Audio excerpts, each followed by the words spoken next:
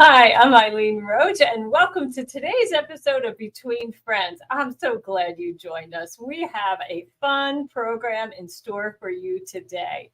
And I see so many people already signing in. I want to say a special hello to Claire on Highway 10 in Florida. And if that's Highway 10 that I'm familiar with, I hope you're safe and dry and didn't suffer from any damage during that horrible hurricane. And Judy Warren, speaking of bad weather, our good friend over in Hawaii, lovely to have you here. And here's Deb Jowers in Southern Delaware. I know Southern Delaware. There's a beach really close to, in Southern Delaware. Maybe you're not on the beach, but it's beautiful there. And we have some friends from across the pond. Where is she? She was one of the first ones here. Well, Dawn Johnson in Surrey, BC. That's not across the pond, but I think there was somebody signed in. Anyway, it's just great to have you all here. And I know many of you are here because you need help managing all those digital files. And many of you other folks are here because you can't wait to see Sue Brown from OML Embroidery. And she is in the house. She's kind of hanging out until we get through all the business of organizing designs. And then she's going to join us. So it's just wonderful to be blessed today with two guests that are so talented, and they're going to share all their knowledge with you. And hi, Dory Hobson down there in beautiful Naples, Florida. I understand your area of Southwest Florida was okay in the hurricane, so glad to hear that. So I know that all of us embroiderers, we just love our hobby. And the more we love it, the more embroidery files, digital files we accumulate. And some of you may be like me and have been in this hobby for more than a year or two, like a couple decades. And our files are massive. So even though, I've been at it a long time, I've also learned that if you want to get really good advice on digital organizing digital files, you're probably better off leaning or going to someone who's a little bit younger than me. So that's exactly what I did. I went to Gloria Cardoza. Now, who's Gloria? Well, Gloria she's here at Dime. She works with me every day, and she's a product specialist and a content creator. She has so many different talents. So let's say hello to Gloria. Hey, Gloria. Hi, Eileen. It's so great to have you here. We've been working together for a couple years now, but mainly the last year really tightly, doing a lot of Dime product together. You had other responsibilities prior to that. Right. I mean, it's been so much fun every day being able to be more in the embroidery side of things with you and being able to, develop all these great products. Yeah, absolutely. And like I said, she's a little younger than me. Like, okay, when she was born, there was already a computer in her house, unlike me. So she's been at it a really, really long time. And I think we've all learned that those who grew up with computers probably are a little more savvy than some of us. So we have a great product, most certainly, that does make organizing designs a little bit easier to handle and to view and to see and all of that. And many of you aren't surprised about that. So go ahead, Gloria. I'm going to let you take over, and I'll stop her when there's a question. So if you have your questions, please feel free to type them in. We can't wait to see how we can help you today. Yeah. Okay. So let's get started. So today's presentation is all about unscrambling that digital clutter. So before we get started, Eileen did a great job kind of introing me into this amazing product that we have. It's one of my favorites because it's so easy to use that you almost don't even know you're using it, because Perfect Stitch Viewer is what we're talking about right now. And what it is you download it and it teaches your computer how to interpret those lines of text. Yeah, lines of text, and turn them into these wonderful. Let's start off by saying these are all of the files that it'll teach your computer how to read. Look at all of those different embroidery file formats, for every different kind of embroidery machine, and even some digital cutters. And changing all the time, always being updated. Always. Every time we find a new file format that kind of pops into existence, we're doing our best to get that incorporated. Let's see here. So here's what it's going to look like. without Perfect Stitch Viewer on your computer, this is what your files look like, which isn't bad. But that's just going to mean that this is what it looks like. You don't really know what it is until you click on it and you open it. So instead, now it teaches your computer how to show those to you as viewable icons, as pictures. And for me, I'm a visual person. I'm a creative. So being able to see it in this manner is so much easier to organize than, design file WTZB, whatever. Right. And I think, Gloria, everybody who's viewing today also is just like you. They're creative people. That's why they're here. So we are visualizers. We often remember things by seeing them in our mind, not so much memorizing the names, right? Exactly. So let's see, where are we going? So here are some other great things about Perfect Stitch Viewer. You're going to get free updates for life. For as long as you own the software, if we provide an update for it, you're going to get an update for it. What does that mean exactly, Eileen? Well, what that means is when Microsoft and Apple comes out with a new platform, we remain compliant. So we do the same, and you don't have to repurchase that software. You are able to just update the software, and you'll be able to use it in that new Microsoft or Apple operating platform. Awesome. I do love that. One less thing to worry about. Absolutely. You also are going to get 2 licenses. So if you're like some of us who have more than one computer that you use avidly, you can have it there and on the other. I have a desktop and I have a laptop from when I'm on the go, and I use them both equally as much. Right. Now, after you purchase it and install it, you do have to contact our customer service team, and they'll give you a second activation code for that second computer. And that's all there is to it. Simple. Very simple, and they're happy to help. Next thing is, it's going to work on both your Windows and your Mac operating system. And you can create printable templates and reference sheets of your designs. I'm going to go over how to do that a little bit later, but again, one of my favorite tools that you're going to get with this. Let's just stop stop here for a minute, because Kathy Kellner has a question. She says, is it possible to also see the size of the design along with the format? Absolutely. Wait till Gloria, a little bit longer, in a couple slides coming up, she's going to show you exactly how you can see all of that in just, a click of the mouse. Oh yeah, it's so easy. You're not even going to believe it. Mm-hmm. So I told you guys, you can make printable reference sheets, and these are literally references of the designs in a particular folder. So you can see all these designs either as files on your computer, or you can print them out and put them in a binder at home, however you want to store those. So do you want to talk a little bit about Sure. Well, Perfect Stitch Viewer is on sale this week. Like we said, it's sponsoring today's program, $79.99. It's a one-time purchase, and I'll tell you, every single one of those dollars is well spent, because it really does cut down on the time you spend searching for designs, because now you can see them. And Perfect Stitch Viewer it works in the background of your computer. You don't have to open it every time you want to use it. Once it's installed, it's working in the background, and you forget all about it. So let's get to it. Let's talk about organizing your design files and how you can go about doing that. These are some of my favorite tips and tricks on how to do that and how I do it at home.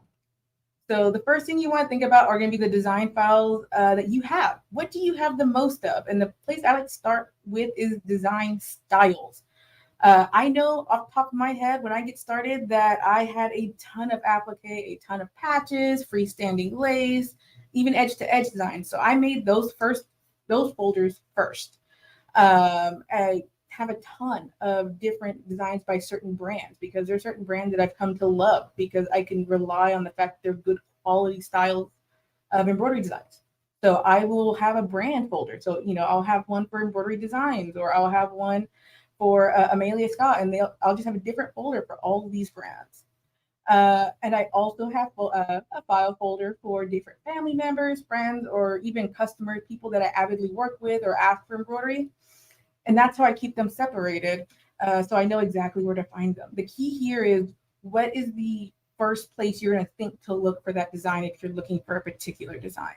So here's an idea of how I've organized it at home.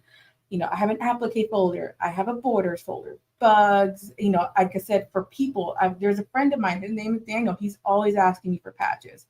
And again, several more different types of folders that I was like, I have a lot of things that can go in here. I'm going to make folders. So Gloria, as a good practice, right, you always make sure that you build these folders in your main design file. And then from there, you know, you can find what you're looking for. Yes, right? I do have one master folder that's called designs. And I know that every embroidery design that I own lives in that master designs folder. And then that way I know I don't have to go to the, you know, documents and desktop and all these random places. Yeah, and that's a really good practice. Like, for instance, several years ago, I was working on designs for my daughter's wedding. And so on my hard drive, I have a folder named Janelle, my daughter's name, and, you know, tons of things are in there, right? Like photos and documents that are important. But when I was working on the embroidery for the wedding, in my designs folder, I made another Janelle folder and I named it Janelle Designs or Janelle DES. And that way, all of the embroidery designs were there. I didn't have to keep going back to, you know, my hard drive or my C drive or my Dropbox or what name you. So, and I think that's a great thing to mention is, you know, at one point, again, like you, I would have had like some on my laptop and some on my desktop and some over here. Right. And it's like, it's really just much more easier to have it all live in one master place. Absolutely. And Diamond Crystal, she says, can the same design be placed in different folders? And yes, it can. We're going to talk a little bit about that coming. In fact, I think that might be saving right here. There you go. I love it. So I like doing that in certain scenarios like this one. There's this super cute unicorn design I acquired years ago. But when I initially acquired it, I bought it for my niece. She asked me, you know, can you make me a tote bag or whatever it was at that moment in time with this cute, you know, unicorn design. So I bought it. But now that I'm organizing, like, okay, I still want to leave it there because I know she liked it. But it's also a fantasy type creature and I have a fantasy folder. So I decided to also put a copy of it there because instinctually, when I go look for these later, it'll be in the fantasy folder. But I also made a version of it that lives like on a patch base. So I also have a version of it saved there. That's great. And really smart. I mean, the key is, again, where are you going to find it first? Where's the first thing you're going to think of when you wake up tomorrow and try to look for this design? Where are you going to find it? Yeah, so this really sets you up for success. You don't have to remember one place that you put it, right? Exactly. You know, you'll probably see that unicorn in your head and you'll remember, oh yeah, I made that for my niece. Oh, but it was a patch. So you can go to any of those folders and find it. Exactly. Great question. Yes, absolutely. And timely. So also when you're doing this and you're in your Windows Explorer, and if you don't know what Windows Explorer is, it's that little envelope at the bottom of your computer screen that has all your files in it. There's different ways of viewing it that you get when you have a Perfect Stitch Viewer. So again, this is what you're going to be used to seeing when you don't have that on your computer. It's just a list of names, and whether or not those names make sense to you is a different issue. But you can click on view now and you can go through these different icon sizes and it'll present those files to you in different ways, different sizes. It'll make them bigger. See, this, you can see a lot of files at once, but you can't see them well. And now that you get bigger and bigger, now you can actually see what you have in front of you. Another option is going onto that view menu again. And once you drop down that menu and go to the show option, you can open up different panes. And the first one is that preview pane. You can click on a design now, and what it'll do is show you an even bigger version of that design. So over on the right. Exactly. Correct? Yeah, so here it comes. So now this is just the thumbnail, but it's much larger than a thumbnail. So you really get to see the details without opening the design. Exactly. And I'm just going to give me 1 second, guys. If you see the top right there, there's two almost the exact same design. And if I saw that in a smaller preview, I might not have noticed that one is the newer version with the completed design on it. There's a witch actually sitting at the top left of the corner. Right. If that was a smaller icon, I would have never known. And I would have been so sad to open it and find out, oh no, I lost my witch. I don't want you to lose your witch. That's terrible. So and another way that you can look at these guys is if you go to the show pane, you can put on a detail pane. And this is really great because now you get more information about those designs. You're going to get the stitch count and the size. And the size. Yes. I know someone asked about that just a minute ago. And you're also going to get how many different thread changes there are. And you you have several other things that are being displayed to you, right? You'll have a date on there, which is often helpful. Maybe that's when you purchased it, or if you digitized it yourself, that'll tell you, when that happened. And like that duplicate design at the top, if I wasn't sure which version was the latest version anymore because I didn't name it well, I could look at the timestamp to see when the last time I touched that was. And it said, oh, this is the one I worked on a week later. That must be the newest version of it. Right. So let's see. Okay, so let's just pause a minute. We have Retha Ranke, who just joined us from Wyoming. She said she's late to the party. Always great to have you here, Retha. So as you know, Retha, you can always go back and watch the rebroadcast once we stop so that you can catch all the details that we discussed. And let's see.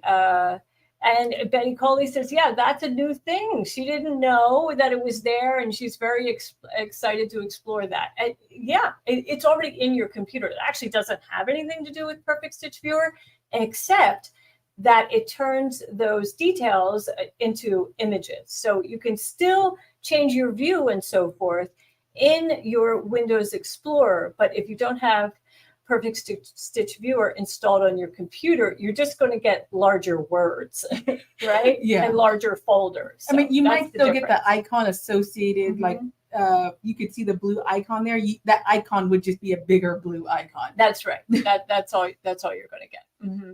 So let's see. And then Rachel Price wants to know, is it going to work with Embroidery Toolshed? And yes, it is. And we're going to talk about that in a little bit. So just hang tight. Thank you.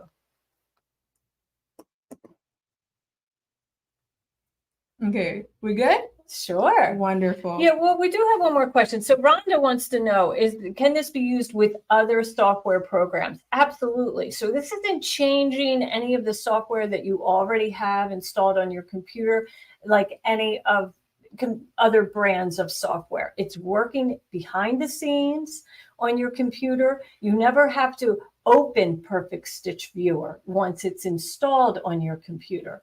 So if you have a brother software program, like let's say PE Design that you're using, you will still be able to view all of your designs in Windows Explorer, like we just showed you, regardless of the software that you have on your computer. So, and we're getting some questions about Embroidery Thumbnailer, and I don't have Embroidery Thumbnailer. I use Perfect Stitch Viewer, so I can't answer those questions. Sorry. Okay, what do you got, Gloria? Let's see. So we actually kind of addressed this a little bit, which was about the file names. Mm-hmm. And I feel this is equally as important as organizing, because even if you organize it, and again, there's different versions sometimes, having those names in there and the information in the title will also help in finding what you're looking for. So let's see. So I do have 2 starter rules to kind of go over everything, which is 1, keep it simple. You don't need to put a novel in the title. I don't want to see like a paragraph of information in there. Right. So you, again, flowers, and you can put the date on there. You can put the monogram or the name of the person you're monogramming for. Simple, but to the point information. The next thing is stay consistent. You don't want to have several different ways in which you're ordering things or writing things down, specifically with dates. You don't want one to have, the abbreviation of the month and then the year, and then the next one has all numbers. If it's all consistent, it'll be much easier to read when it's in a big list of designs. Okay, so we do have a question here that I'd like to answer. Kay here. She says, does it have all the names already put in, or do you have to put them in? So whenever we purchase an embroidery design, it has a name, right? I mean, let's say you go to Urban Threads and you download a design. It's going to have a name already assigned to it. And at Urban Threads, they assign the initials UT in the beginning of the design, followed by numbers. And that nomenclature means something to everybody who works at embroidery at Urban Threads. But it doesn't mean anything to me. And it probably doesn't mean anything to you too. So at that point, you can rename the design. If you want to, you can copy and paste and rename the second version if you want to keep the original, although they're identical. But anyway, so just as an idea, that unicorn that you guys saw a moment ago, when I originally got that, I believe that was called UT12406. That 12406 means nothing to me. Right. Right. So I renamed it and I kept the UT, Yeah. so I knew what the brand was, and then I called it Unicorn. Because that made sense to you. That made so much more Right. sense. Yes. Mhm. So here's a couple rules that I personally live by. These are best practices when you are naming your files. So one is when you're naming your file, you can use underscores to break up words. And that's just great visually, so that way you have those separations in between words and you can more easily read them. The next one is try not to put spaces. I know a lot of modern operating systems can handle spaces, some can't. So if you make it in yours, if you name it with a space and you take it to your friend's house who might have an older computer, you might have some issues when you're trying to open it at that point. Mm-hmm. So I actually operate without making any spaces in my embroidery names anymore. And these are our rules, right? They're not. Well, they're helpful for sure, and they're good practice. Yes, yeah. But they are done by a wide variety of people in different industries. You know, that's sure. a common rule is no spaces. You can use it if it's just for you on your current computer, no problem, keep doing it. But if you think you're gonna move it around a bit, it might have issues, which is why I say it might be easier just to say no spaces. Numbers and dates, I totally am on board for numbers and dates. You know, again, I do stuff in versions sometimes. You know, I have this version, that version. So just remember when you're doing versions, if it's a single number, so if it's like 1 through 9, I like to put 01, 02, 03. And that'll make sure that when it's on your computer, it still goes in that numerical order. If you just do 1, well, the next number, if you have like 20 numbers, it's going to be like 12. It's not going to be in order anymore. And then dates, just make sure that you keep the same format. Remember, keep it consistent. And then you do have several acceptable symbols. I don't prefer to use symbols except for underscores and dashes. But you can, these are the ones that you can use. So here's a couple ideas on how that would look. If you're naming a design or renaming a design, these are some good ways that, you know, they would look in your computer. You know, you can do spider earrings. And I think this is one of your preferences, Eileen, is that when you start a new word, you don't put any spaces. And then you just kind of capitalize the new letter. Mm-hmm. Yeah, and I think that's great because you can still easily read it. My preference is to put some sort of visual break in there, which is why I like the second one, which is the one with the underscore, because there is that space without there being a space. Right. Makes it easy to read. Exactly. The next one is just an example with a date in it. And if I was using dates, I would do that same exact format for every single design I have, just depending on the date. I'll just change the date. And the last one's just the year. Again, whatever makes the most sense for how you work is what we're aiming for. So here's a couple bad habits to break. And I say that just because, again, they might not give you a headache now, but I heard a great saying once is that it might work today, but I believe it's like if it doesn't work tomorrow. Oh, you know what? That was Deborah Jones who said that. Do you remember what that was? No, I don't. But she's brilliant. We have to write down what she says because everything that comes out of her mouth is a golden nugget. I tell you. I need to follow her around the recorder and just like leave it like attached to her at all times.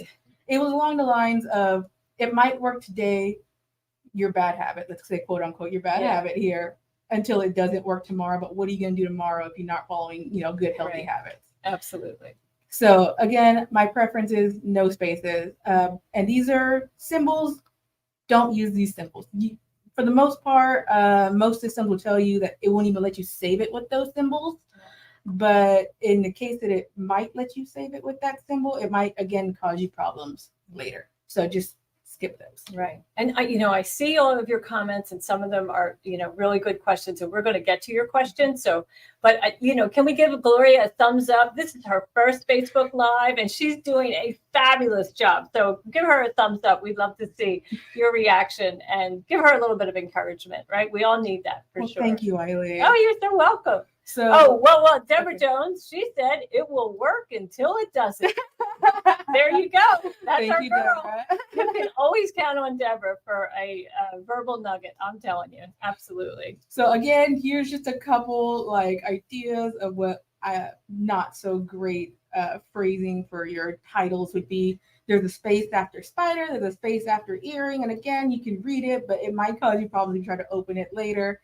And then the second one just has a bunch of crazy symbols in there. And if you were to be able to get it to save, do you really need all that in there? Is that really helping you in any way understand what's in that file? If it's not, get rid of it. It's trash. It's junk. Absolutely.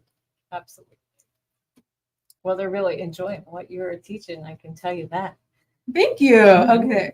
So just let me know when you want to make a pause. Otherwise, let's talk about some storage options. Well, interestingly enough, I know you're going to get right to it. So let's go ahead and bring up one of those questions because, let's see, Debbie Sheldon said she has a hard drive for all of her embroidery files. Do I install this software on my hard drive or my C drive? So the software will install on your C drive. That's where it automatically defaults to. And that's fine because in order for you to view your hard drive, you're going to have to plug your hard drive into your computer. And because Perfect Stitch Viewer is installed on that computer, it's going to apply all of its features to whatever you have attached, whether that's a hard drive or a USB stick. So rest assured, just put it on your real hard drive, your C drive, and then you'll be able computer, to use it. yeah. You'll be able to view on your external hard drive. Well said. Mm-hmm. Wow, that was mouthful. Okay. Okay, is that where we're stopping? Yeah, well, we could go ahead and answer Dory Hobson. She wants to know if the designs have to be unzipped in order to see them. And yes, they do. Absolutely. Mm-hmm. And Joyce Leary wants to know, if you're searching for a design, then do you have to open Perfect Stitch Viewer? And the good news is no. Perfect Stitch Viewer is always working in the background on your hard drive. So you don't have to open it. You don't have to pay any attention to it once it's installed. It's just going to do the heavy lifting for you, allowing you to view your embroidery designs. Yeah, it's just teaching your computer how to understand embroidery design files. You don't have to do anything with that after that besides just use your search bar on your Windows Explorer. And then Jarlene wants to know, she says, so she saves many of her designs on the standalone and an external hard drive. Will it work on it? And yes, we already just, discussed that. And does that count as one license? Well, the license is going to be applied to your computer that you installed it on. And yes, you can add, you can view an external hard drive on that computer or a USB stick. They are not additional licenses. So you're safe there. Okay. So I think we answered that and we answered that. When it comes to licenses, you kind of want to think about like how many, I like to think of my laptop as like one brain and like my PC at home, like computer tower, the big, block one. Yeah. That's like a different brain. Like, you get a license per brain. External hard drive, it's just storage. It's not a computer. That's right. It doesn't have an operating system. There right? you go. Yeah. Okay. So Nancy Martin, you want to know. So you have this software and your computer crashes. And oh yeah, it happens to all of us. Do we have to, how can we get it back to install on the new computer? Well, you can go and download Perfect Stitch Viewer again. And then just insert your activation code, your serial number that came with your purchase. You do have to keep track of that. I buy video editing software and they send me my key. They call it a key. It's also a serial number. And it's my responsibility to keep that in a safe place so that if I have a crash, I can just reinstall that software, add that key, and I'm good to go. So same policy here. And if you have any problems, again, contact our customer service team. Oh, yeah. They are amazing. Absolutely.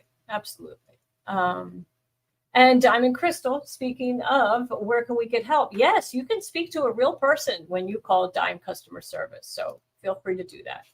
And our team puts that number here in the chat often. So look for that. And then Ellen Buck. So this is a very good idea. She keeps the designer's name with their numbers and puts it in a folder that she made for that manufacturer. That's how you kind of instructed us to say by brand. Mm-hmm. And because different manufacturers have designs with the same name, so keeping the manufacturer's SKU number keeps them separate and identified. Absolutely. So to me, a really good rule is to have that brand folder and put those designs in the brand folder. And then from there, pull them out and then rename them and put them like in Janelle's designs or, whatever. A copy of it. Yeah, a copy of it. Absolutely. A copy of it. Okay.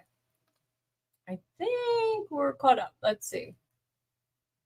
Okay, here, Jane has a good system that she uses. So she starts the name of each file with the first 2 letters of the source of the design and then the name.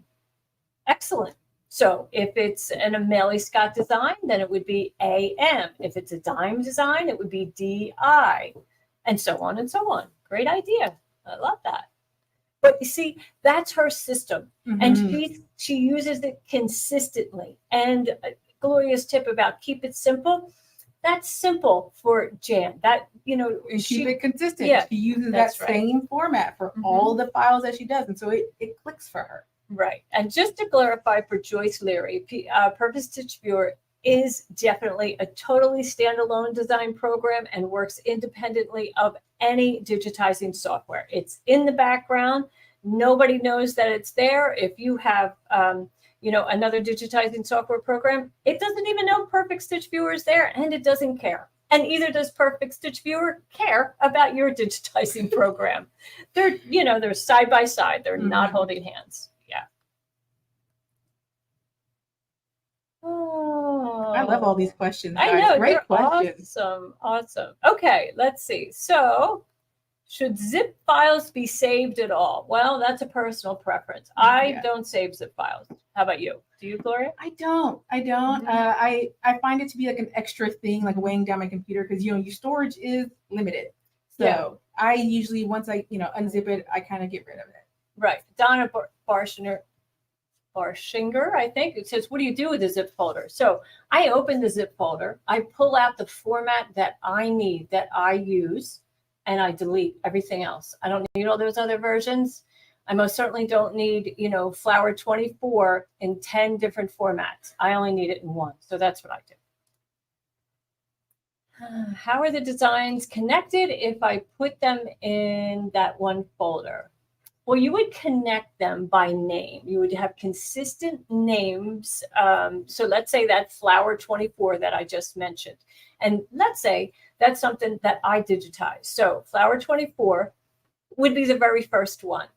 Then I'm going to change it because I stitched it out and there was a problem with it. So now it's Flower 24 V1. I do V for version 1. And then the next one is Flower 24 version 2, and so on until I'm really happy with the design, and then I get rid of all of the previous versions, and I probably rename that last version to Flower 24 Final. Honestly, once I get to the end, like I do something very similar, Eileen, but once I get to the end, I'm like, no, this is perfect. This is it. I kind of get rid of all the numbers, because at that point, like, who cares what version it is? Because this is it. This is the final version of it. Yeah. Well, one of our viewers, she had an interesting thought. She likes to keep it like that because then she can trace it back to where she purchased it. And, there's no harm in that for sure. And really, digital space is, it's practically free today. And these embroidery designs in file size are very small. It's not like video and so forth. So I never worry about having multiples. And now Terry, she said she's a little late. So do you suggest that we copy all files to a main design folder and work from there? Yes, we do. We start in one main folder, and boy, it has a lot of subfolders. And you can rewatch this program to see Gloria's advice on those subfolders. But yeah, best to keep them all in one spot. Like, for instance, for Facebook, on my personal computer, I have a folder called One Facebook Live. And when you open that up, it must have 120 folders for every week.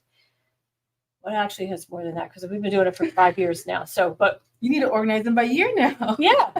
Well, maybe. I don't know. There's a lot of good stuff in each one. So let's see. Can we provide the customer service number? Sure. One of our team members will type that in. Okay. You ready to get back to it? All right. Let's do it. So where we left off was storage options. And so we're going to start off with one I'm sure you guys are all familiar with, which is USBs. And this is going to be what I like to call your temporary storage solution, your temporary storage option, because that is what you're going to use to get it from A to B, from your laptop to your machine. And don't rely on this as your long-term storage solution. They're so small. They get lost, they break, and they even, what's the word I'm looking for? They get corrupted. Thank you. They get corrupted. Oh, it's so annoying. Do you ever have the experience where you put that USB into your embroidery machine and you've used this USB format, this particular one like 12 times in a row, and today the machine doesn't read it. You put it back in the computer, you rewrite the design, and you have to reformat that USB, and now that means it's going to wipe out all the information that's on it. Exactly. I have like 6 on my desk right now that I'm scared to wipe out for fear that maybe one day it'll work for me and I can save some of the designs. Yeah. So it's not a great thing to hold on to. Right. Next option I'm going to say is going to be your external hard drive. Now, these guys are built to last much longer. They are much bigger as far as the storage options they offer on it in comparison to a USB stick. So you can go and put a ton of files on here, and that's where you guys will store your designs. Several of you have already mentioned that you use an external hard drive. I will also tell you that they also can get corrupted. They can also. I have about 6 hard drives that have been backups through about a decade or two, maybe a decade and a half of my career, and I don't use them anymore because what's better? Cloud-based solutions, unfortunately. It's a plus and a minus on both ends, but cloud-based solutions are great just because, for one, they're stored somewhere else, they're stored online, they're not taking space on your personal computer, and you can access them from like several different locations. There are a ton of different brands out there that you can go figure out what works best for you and stick with it. As long as you know the login information, you can get to it from multiple different locations. Betty Coley, she has a great piece of advice. Apparently, she's a teacher, and she says that she preaches all the time to her students that they are not long-term storage USBs. I think of them as transfer devices, right? Kind of think of your car and your garage. So you drive your car, you move things around, your town in your car, people and goods, but you don't store anything in your car. You store items in your garage. So that's the difference there. I love that idea. Yeah. I like visuals, that helps me out. So the next thing I want to talk to you guys about, and we're kind of circling back to something I mentioned at the beginning of the presentation, which was templates. And templates for so many reasons. Yeah.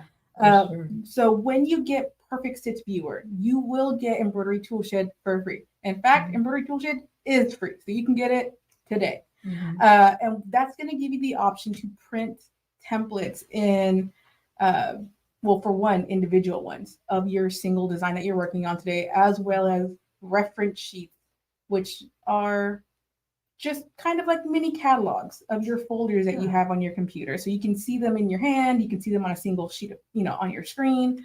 So let's see how you would do that. So here we're going to start off with printing catalogs. And how you would do that is you would go into Embroidery Toolshed. You are going to go up to the file button at the top left-hand side of the screen and hit print catalog, and you're going to choose which folder you want to print a catalog of, a reference sheet. And so here we're going to go into the Perfect Stitch Viewer free designs folder, pick up sewing notions, and we're going to make a reference sheet of these designs. You do have several options here of things you can include in that sheet. You're going to save it as a PDF, and it'll open for you right now right there. So you can see this is a reference sheet of all the designs in that folder. And those free designs come with your purchase of Stitch Viewer. They're so pretty. Oh, and I stitched one of them out. Here, let's pause that video a second. So you can see, look how pretty these are. Those spools of thread. I did it in our variegated thread just so you could see just how beautiful they are. I love that. And they come free, that whole collection. And more. But anyway. I love those thread spools though. Yeah. So cute. Yeah. But you would also use a catalog for someone. Let's say you're going to do a set of towels and you're gifting that to someone, or maybe someone's paying you for it, and they're terry cloth towels. So because you're an experienced embroiderer, that you can't stitch any font that's in your software, because if the satin columns or running stitches are too narrow, they're going to sink into that terry cloth and pretty much be invisible. So you want to select fonts that are going to look beautiful on terry cloth. And you'll do that in Perfect Stitch Viewer Embroidery Toolshed by selecting those fonts, put them in a folder, like you'll do ABC, and then print out that and present that to the person that you're making those towels for, and let them choose from that collection, maybe 12 or 10 or 12 different fonts instead of every single font you have on your hard drive. I can attest to that. I've been in many scenarios as an early embroiderer where they literally picked every single design first that I could not use for their project. Yeah, right. So just giving them the options of the things that are appropriate, right? It's less overwhelming, takes less time. You get straight to the point and get done. Yeah. And they don't have the understanding that you do, so you have to guide them. Exactly. So the next thing that you can do is printing templates, and I use this almost daily. Oh yeah. So it's very similar, but we're gonna open a design first, and when you open that design, you can see it on a screen, but it's going to be in whatever size you zoomed into it to be. And that's not that's not your actual stitching size.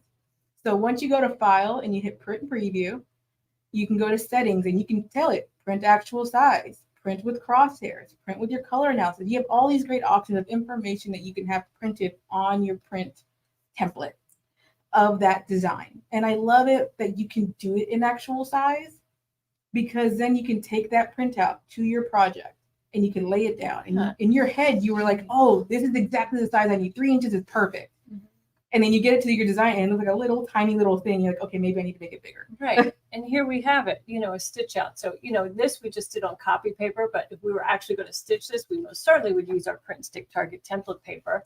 But it's handy. It's a visual reference, just like that catalog is. And you have it handy. And, a lot of us like to design away from the computer. And these are the kind of tools that are helpful to do that when you're at your sewing area or your hooping table, and you can really see them for sure. And that's it, guys. Honestly, like, Perfect Stitch Viewer is what really makes this process so much easier to do. It was one of those things I kind of put off doing previously because I was like, oh my God, I have to open like every single design to see what that even is before I can organize it. I know.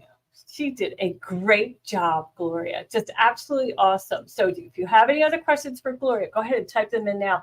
I know so many of you wrote such kind words about her presentation and her style. She was really... I learned a lot from her over the past day, trying to get this together, and because she's the expert and we're always learning from each other. So let's see, look, we got a show of hands. Isn't that nice? So all these, embroiderers are really nice people, Gloria. We are lucky to work in this industry, hobby, whatever you want to call it. Yeah, I do love being in this industry. I've been in this industry for years now, and every one of you I've ever met has just been a joy to hang out with and meet. Absolutely, absolutely. Now Becky has a question, just back to the zip question, just to make sure you don't unzip it. No, we do unzip it. You have to unzip that whole zip file and then go in there and find what you are going to use. So oftentimes you're going to get about 10 different embroidery formats.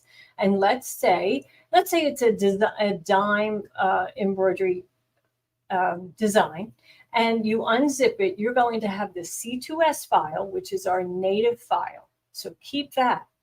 And if you are a VP3 user, keep the VP3 and get rid of all of the others.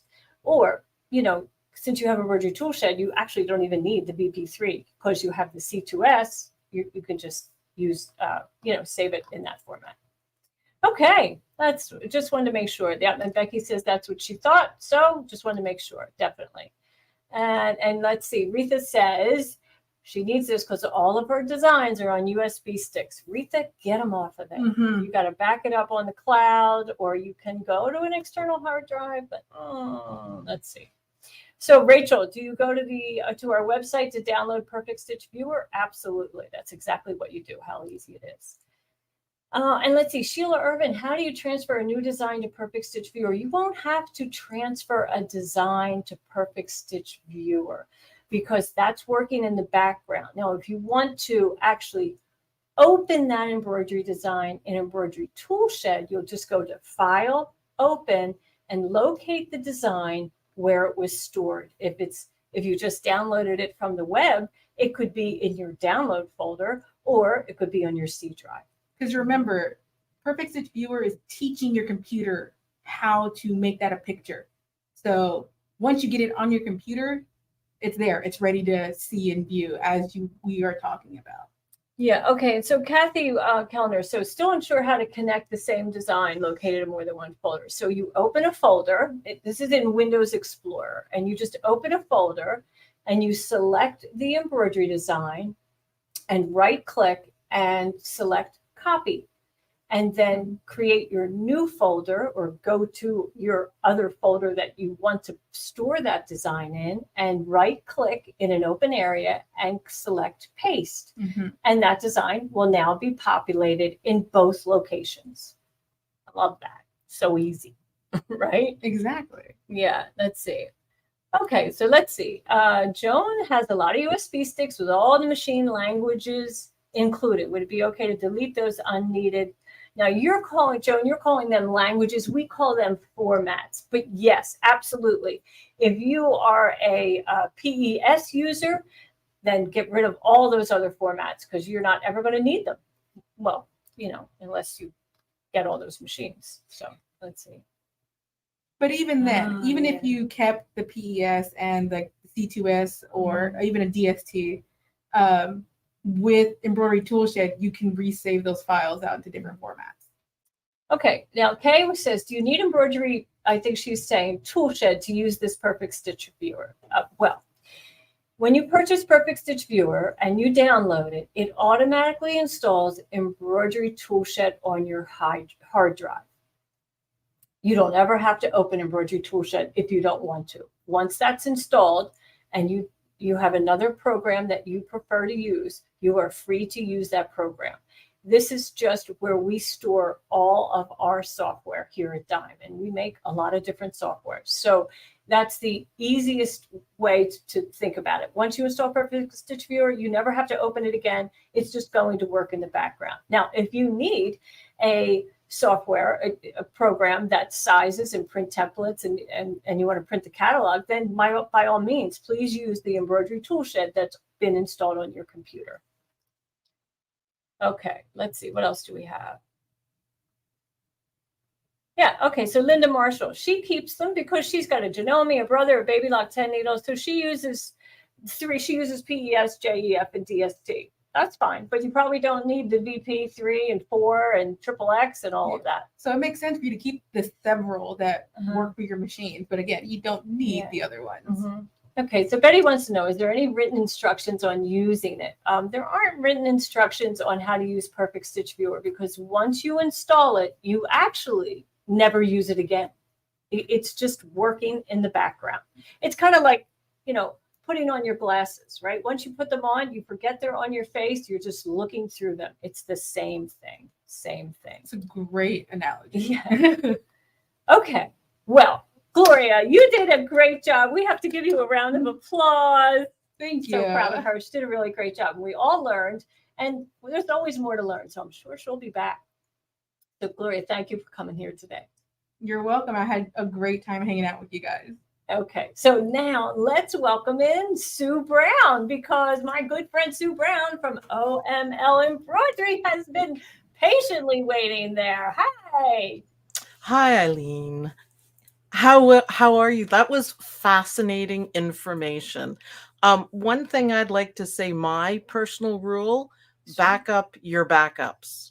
That's yes. Easier way to remember it. I do it all the time. Back up my backups.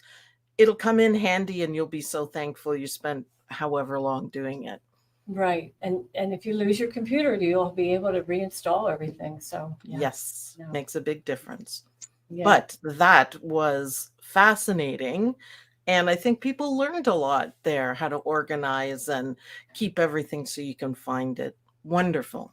Yeah, she really did a great job. And, it's just practice for us because that's what we do is work with digital files, machine embroiderers, right? We're all digital. So it's good to kind of evaluate your processes and see if there is room for improvement. But don't change too much, right? Because then you're not going to remember how you changed it, what your new system is. So, make it work for you, right? Yep, whatever works for you. That's what I tell people. That's awesome. Work with what you've got, whatever works for you. It's not right or wrong, just whatever works for you. It's better. That's right. So what's been happening at OML? We've been doing a lot of sew-alongs. We have Yeah. so much fun on our Saturday sew-alongs. We're Yeah. actually really excited for this. So Okay. we've been doing some Halloween designs and stuff. So everybody is just always looking forward to what you do every month. It's the Oh, favorite. It's the favorite, the best time of the month. We get to oh, do a new project that's usually really cool and yeah. has different techniques in it. So there's a lot of learning and it's a lot of fun. Oh, well, thank you for those kind words. We do love, I love making these projects too, coming up with them. And, sometimes they're really a challenge for me, but we keep doing it. So I guess it's working. But, I appreciate you doing the sew along because I really can't fit that into my schedule. So I love that, so today's Thursday and it's the last Thursday of August. So that means Saturday, just 2 days away, Sue is going to do the sew along of this very project that we are about to reveal, right? Oh, I'm so excited. Yes, we start at 10 o'clock in the morning and finish when we finish. And I will explain any new techniques. I will show you exactly what to do step by step, follow the instructions. I actually read them. Yeah. I try to. So you will feel confident to do the project yourself. And it's free. So you might as Yeah. well join in, learn something new. Right. And it's free all year. So our On the House program, as you remember, Deborah Jones, she picks those designs for the 52 weeks out of the year.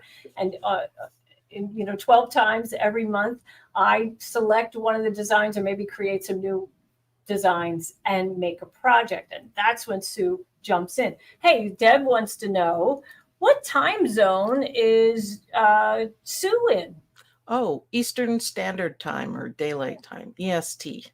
EST, right? Mm-hmm. And I'm Central. So, and they Yeah, can find you on YouTube. yes. OML Embroidery is the YouTube channel. Yeah. It's easy to find. It's a little dash hound in the corner because that's what OML stands for, my weenie dogs. And it's the one that's coming up will be at the top. So it's easy to find. Once you find the channel, you can find it. And I do cool graphics too, so you can see what the video is all about. Cool. And Joyce is asking, so how do you get access to that? Well, it's free, right? The design is free and Sue's tutorial is free. Everything's free on YouTube. And I do everything live. So if I make a mistake, I will show you how to fix it. And sometimes I make a lot of mistakes. It has happened where you have to get the stitch picker out and go, whoops, okay. So But on these On the House projects, do you do a practice run? nope. No. Never. There's a I little. don't. No, I don't. I know I'm risky. I like to live on the embroidery edge. But no, I just do it because I figure, if I'm going to make a mistake, that would be a lot of people that do as Right. well. And the most important thing about mistakes is how to fix them. And you can fix most of them, or you can get your stitch eraser and erase them and do it all over again. So it's stay calm. I always say stay calm and stitch on. You can Stay fix it. calm and stitch on. I love that. Well, Reen Wilcoxon, I don't know if you've ever had the opportunity of meeting her. She's our good friend, the owner and founder of Embroidery Garden. And she says, you have doxies? I have doxies. I've always had them. That goes back generations in my family. And if anybody's wondering, the OML stands for my 3 dash hounds that I had. They've passed on since then. Oscar, Maya, and Lena Wieners. Right? Right? So right? cute. Okay. So, I had to. Yeah. So that's what And OML is. yeah, I'm pretty sure Reen has doxies too. Reen, how many I've seen doxies do you hers. have? Tell us in the comments. So let's see. And Phil Beck says we all make mistakes. We sure do. Rachel Price, who doesn't make mistakes with a gazillion question marks? Yeah, we sure do. And Susan Adler says she loves it that you can watch Sue and see how you fix your problems. It really helps so much. So everybody makes mistakes, except for if you do watch a recording video, it's usually edited out and everything's perfect. I'm not perfect. I'm Yeah, not. that's right. So Reen has two little girls, two little doxies, and they're sisters. Is that I've fun? seen them. They're You adorable. have. Okay. Yes. Seen pictures, I mean, Yeah, obviously. sure. And I do have one right now. He's 13 uh-huh. and he is literally the boss of the house. He's a wire-haired weenie. His name Mm. is Odie, and he is just the king of the world. He's a full service wiener. He demands and you answer. He's one of those. We love him dearly though. But yeah, he's kind of bossy. That's great. So let's see. Barbara Jones says that she doesn't make mistakes. She has learning experiences. That's a great Yes. attitude, right? Yes. It's not a Mhm. big deal. There's no point getting upset about it. That's what I try to tell people. Just think about it, take a deep breath, Yeah. figure it out, fix it. Okay, Stay so two calm. things here. I just have to bring up Norma Bates because she says, so busy watching YouTube, she can't get any sewing done. Oh, yeah, guilty of that for sure. And then Julie Russell wants to know, so can you tell us what day and time again for OML? It's Saturday, and what time? 10 o'clock Eastern Standard Time. And it's every Saturday. I haven't missed one for years. Right. And it is our fun time. And we have wonderful chats, and it's just like a family, our embroidery family. And we're doing something interesting. I'll answer all the questions I can and show you something new, usually with your projects, Eileen. Awesome. It's fun. It's just fun. And if you're new, there's a lot of people to help, and you can really feel confident to do stuff on your own. Absolutely. Yeah. Mhm. So Sue, every Saturday on her sew alongs, she's doing different sew alongs. She on the sew along, which is usually the first Saturday in the month, but it might not be. But it's the Saturday following the last Thursday in the month. She does the dime on the house sew along. The other 3 weeks, or possibly four, depending on the month, she's doing other sew alongs, other brands, or things you come up with yourself. So Yes, a little bit of everything. I try to find different techniques that we can learn, or, folded fabric, how we can yeah. practice that and how you get it right. It can be a little confusing sometimes, but yeah, anything we need to. Good. Well, let's talk about what's coming up here at Dime, and then we'll get to on the house. Okay.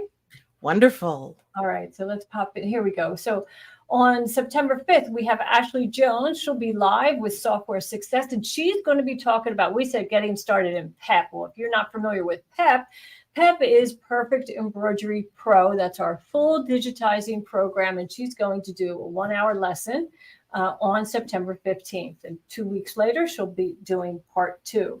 So if you would just subscribe to our YouTube channel and like us on Facebook, then you'll be notified when we're going live. Now, Sue, tell everybody how important it is to have people subscribe to our YouTube channels, mine, yours, Embroidery Gardens, right? It means a lot to us, doesn't it? It means a lot. Numbers matter, but it's also that you get a notification on your computer, on your phone, on your iPad, so you Yeah. don't miss anything. So it's kind of like a safer way of doing it.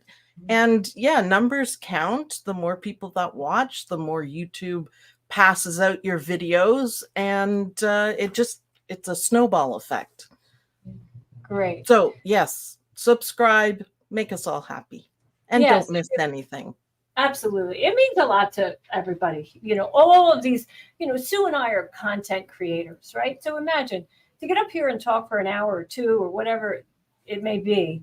It's a lot of prep, right? It's a lot of prep. And I do it every week. You do it more than once a week. So when we know that people are engaged and responding and subscribing to these channels, it tells us we're on the right track. And when those numbers go down, we know, we got to either get out of the game or change it up and make it more exciting, right, Sue? That's exactly what I do. If a video on, a subject doesn't get many views, I'm not doing it again. I will do something that I want to Yeah. engage people. I want to teach them something like that. So Right. yeah, absolutely. Yeah, it teaches us a lot for sure. Mhm. Yes. Yeah.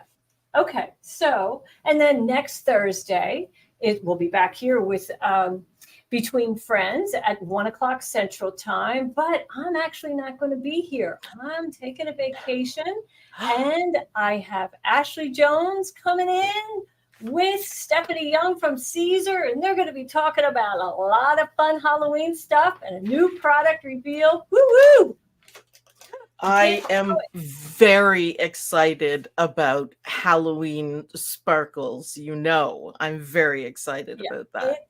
It is Sue's favorite time of year, September and October. Of course, she says you can truly celebrate Halloween all year, but you know, that's okay for you for the other 10 months. But right now, the world is with you with Halloween in September and October, right? Yes, for sure. I just love the colors, the designs, the funny witches, the skeletons, the many things you can do. It's just fun. That's all. Yeah, just fun. Absolutely. And here's Stephanie from Caesar. She says she loves Halloween. I'll bet she does, because she's got a lot of tools that she can lean on to make Halloween exciting, colorful, sparkly. Oh, you name it, right? So you're going to learn more about that next week. But for now, it's just about time to reveal this month's project. Before we do that, let's see what you've been making.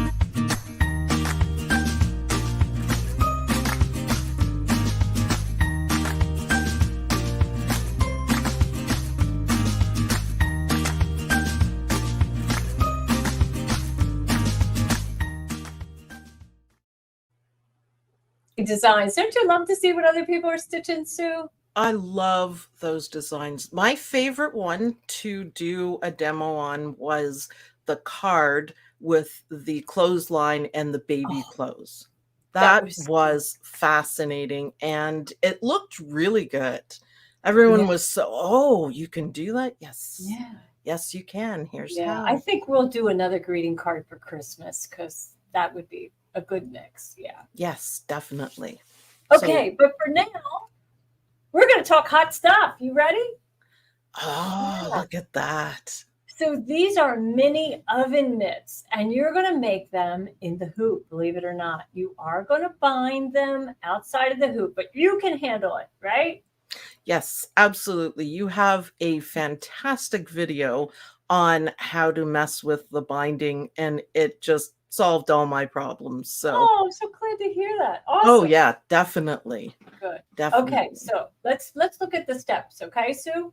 Yep. So it uses just 3 colors. I used a variegated and Silver King Star, just because I couldn't help myself, and then black. And I'll show you why I used the black. Well, you're actually going to see images. So so the black on this beautiful photo of the mini mitts, the quilting is stitched in black, but in the upcoming images, you're going to see it stitched in a variegated thread so that you can actually see it, you know, in the instructions. But I think it's a little too busy for the final project. So it's 2 designs, and they fit in each fits in a 5x7 hoop. So the base section is that large section you see on the left. And then the second design is what you see on the right. I should have labeled them, but anyway, we'll get it. Okay, you could do both designs at one time in one large hoop. But for those of you who have smaller hoops, we're going to step through it in a 5x7 hoop. All righty? So here we go. So the first thing you're going to do is hoop piece and stitch stabilizer, or you could use no-show mesh, something that's, you know, kind of lightweight. And its function is to hold all this stuff in the hoop. That's all it's really doing. So I have taped a piece of cotton quilting fabric to the wrong side of my hoop. That's important. And then I flip it over. And now, believe it or not, I'm going to layer 3 layers of batting. And that one layer in the center is Insult Bright. Now, you don't have to use Insult Bright. Do you have that, Sue? Yes, I do have some to use, just a little bit. That's all we're going to need. Yeah, you don't need much, but here I cut a little piece so that you could see what it's made of. So I'll bring that here over the camera. So see that reflective material? That's actually a film that's in between the batting. And that creates a barrier so that heat cannot radiate through all of the batting. So that means I can use these mini mitt gloves on really hot pots, casseroles, you name it. Now, if you don't have it, just use 3 layers of batting. But know that, you're going to have to test and see, how heat resistant they are. Right, Sue? Yep. Be careful. Yeah. So a layer of cotton batting, 1 layer of Insult Bright, another layer of cotton batting, and then fabric. And remember, there's fabric on the bottom too. And then you're going to stitch. Now, in the directions, I tell you to stay with the machine. It's not hand embroidery, but it is hands-on embroidery, because the next color, the first color of the design is going to travel all the way around that oval shape. And you got 5 layers going on here. It's definitely going to want to shift. So just stay with it. Keep your hands out of the needle path. And once it does that tack down, then it'll just quilt. You won't have any problem. But, maybe don't use a really hard stripe. You want something that's a little friendly, because if it does shift a little and it's a hard stripe, it's not going to look so good. Tell me how I know. Okay. So then we have, this is our design, right? That's what we stitched, and out of the hoop it comes. It's just 1 color, really. It's that outline, and then the quilting is all the same, design, the color sequence. Okay, so now color number 2. Now I highlighted this in marker so you could see. The first color is this placement guide. And it has my upper portion and my lower portion. Notice they're not the same size, right? Because the small one's for the thumb, right? That's for the thumb. And then the bigger portion is for your actual hand. So that's why it's not perfectly even. I learned. I made 5. You know how that is. Okay. And then I put it on my husband's hand, too, to make sure that it wasn't just my itty-bitty hand. Does it unzip? No, and there's no zipper involved. Okay, so color 1, we're going to stitch that in a contrasting thread so you can see it. And then cover just the top with 1 layer of batting. And that's all we need on the top section, because the top section's function is to just create a holder for your hand. It's not protecting your hand from any heat, because you're going to grip with the bottom. So 1 layer of cotton batting, and a long piece, and all the instructions are in the zip file, the download, a long piece of your fabric, right side up. And then you will quilt that and add the lettering. It's all 1 file. And then we flip that fabric up. So now you're going to cover your previously stitched portion with that excess fabric, leaving it out of the way of that bottom section. Cover the bottom section with a piece of batting, and take another piece of fabric. Oh. Now we want the raw edge to be, I'm going to flip back a little bit. So see the image on the left, we have that curved edge. So we want that raw edge of the fabric to be at least a 1/2 inch below that. Okay. So that's what I did here. It's at least a 1/2 inch below. Then I stitched my next design. And now you pull these out of the hoop, and you have these 2 funny looking things, right? So then you just fold the fabric. Fold it, just like that. That's awesome. So simple. Oh, that's awesome. Yeah, really simple. Pin it together. It is. Yeah, pin it together, and maybe you want to baste. Depends on, how particular you are. And then you're just going to stack that on your base layer. And now definitely baste all those layers together, and then you'll bind it, and there you have it. Wow. Now, I thought that would be a lot more difficult than what it is. That's a fantastic project. I love it. Yeah. And you know what? I love them so much. Like, really, these are going on my Christmas list. I'm making these for people. They're just adorable. I think so. Yeah. And they're a great set. They stitch up so quick. So what I would do if I was making these for people, I would do all that embroidery, right? And then just get a stack of these and then bind them all at one time. Just save that part for later. I've never made these before because I thought it was too complicated. Yeah. And I just I don't feel like figuring it out. This is easy. We're going to have fun. Yeah, we're going to have fun. Everyone join me on Saturday because this is going to be awesome. Yeah, well, Susan Adler's going to join you and she's going to make them with you. Yeah. Wonderful. Yep. And so is Helen Steele and Joyce L, not Juice, pardon me. And let's see, you make it so simple. Well, that's our goal. That's our goal. So let's see. Deb wants to know, is it bias binding? It most certainly is bias binding. Look at those curves, right? It's nothing but a nice oval kind of shape. So it is bias binding. And let's see, does it matter what direction the insole bright goes? Actually, that's a really good question because I thought that was important also. But then I read the instructions on the packaging and it doesn't matter what direction it goes in at all. So especially since we are layering it between two layers of batting, it doesn't matter. It doesn't have a right side or a wrong side or a hot side and a cold side. But speaking of, you can also use insole bright for cold items. But anyway, that's all. So what time again on Saturday? 10 o'clock Eastern, right? Yes, 10 o'clock in the morning, Eastern Standard Time. Be there, be square, as we say. And I will be talking about the bias binding because not every embroiderer is a sewer. So I'll explain what it is and I will give them a link to your video to learn how to do binding. Great. And everyone will do it. Awesome. And those of you who have a serger, you could try that. See, it may, wouldn't probably look as finished as bias binding, but you never know. So, and let's see, is it okay to use polyester thread? Well, the melting temp of polyester thread is about 450 degrees. So that's when polyester thread starts to melt. I'm not normally handling items that are, 450 degrees.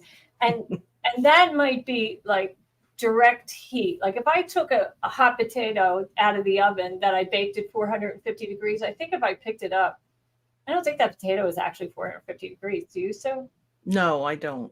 I don't think so. So, let's see. Creative applicants that just noticed the little fork. I know. Are the little forks so cute? Oh my gosh. I couldn't help myself. I had that's our color play font that's in Word Art and Stitches.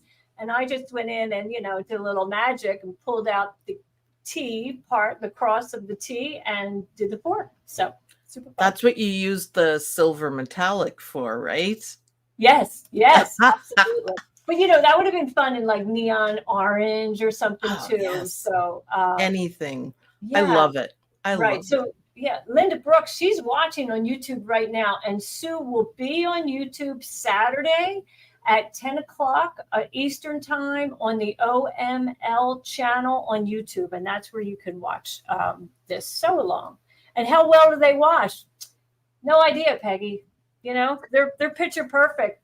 Sorry, but they're 100% cotton and that's a pretty dense quilting stitch. I'm not going to have any worries about tossing these into the washing machine. So let's see. Okay. Well, why were we here today? So learn all about your sew along, but also it's our Perfect Stitch special and Perfect Stitch viewer special. And so we hope that everybody takes advantage of that, right? Absolutely. Do you use it? All the time. All the time. Yeah. How did you manage without it, right? Yes, it's the best and it makes everything easier. That's right. Absolutely. Well, this was a really fun day. Thank you, Sue Brown, for joining me again. And we're going to have you back next month, the end of the month, right? I love it. That is wonderful. Yes. Great. Another project. Thanks for joining everyone and join Sue on Saturday.